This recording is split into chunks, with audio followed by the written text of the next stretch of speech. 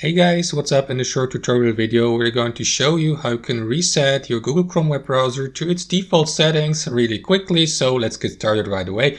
Now, resetting Google Chrome to its factory settings may help you, for example, fix various bugs or improve its overall performance. So if you consider resetting Google Chrome, make sure you keep watching, guys, because we're going to show exactly how to do it. And the first step, launch Google Chrome, be it on your PC or laptop.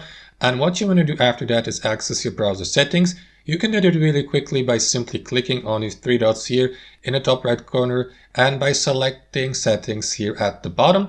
And inside your browser settings, make sure that you take a look at that panel here to the left and head over to this feature here called Reset Settings. So let me do that really quickly. And after that, Google Chrome will ask you whether you'd like to restore settings to their original defaults or to the factory settings. So to do that, left click on that option here and confirm that by clicking on Reset Settings. Here, remember though that resetting Chrome to its factory settings will not delete your data, for example, including bookmarks, history, and saved passwords, because these won't be affected according to the information here.